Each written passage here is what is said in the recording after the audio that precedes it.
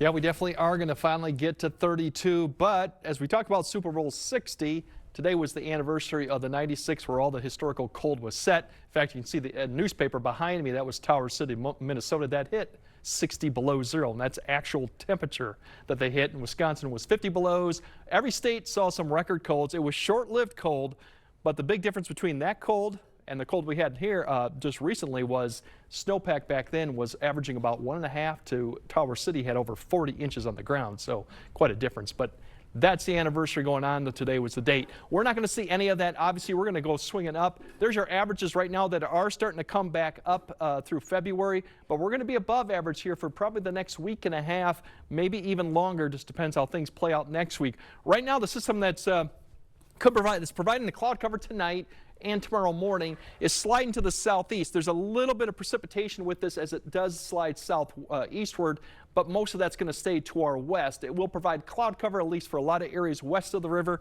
a little bit less as you go further east. That's really all the impact we're going to see from it. And you can see overall, if we look at the track here going throughout, it's this cloud cover increases overall. As you go further west, you'll see maybe a solid cloud, but there are breaks in between throughout the nighttime, so we will wake up with partly cloudy to mostly cloudy skies depending on location.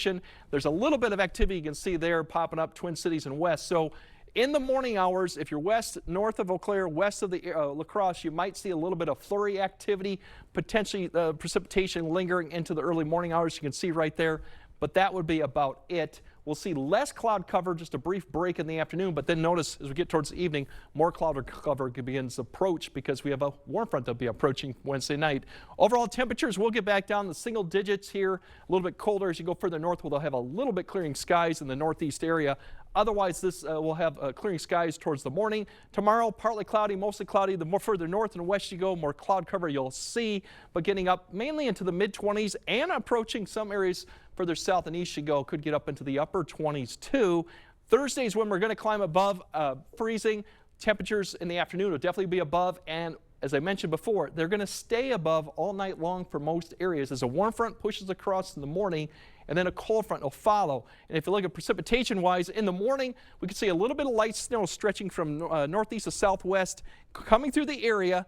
This snow actually could continue in the morning, and you see a little bit of pink on the backside indicating we could see a little freezing drizzle as this kind of ends towards 8 to 9. So we'll have to keep an eye on the morning commute. Not significant amounts of precipitation, but there's something to keep an eye on. And then more precipitation when the cold front comes through Thursday night, but not a lot with that either. Temperatures will fall Friday, so that high Friday is really early in the morning, and they'll continue to fall, but really not a lot of cold air behind this cold front.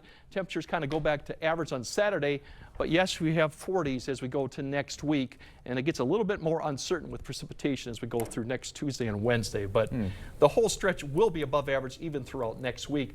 Just have to wait and see how far above average. Okay, I mean, when I see 40s though in February. It's been a while. We have early January. Very we saw a lot of 40s there, but it's been a while. All right, thanks very much, Greg.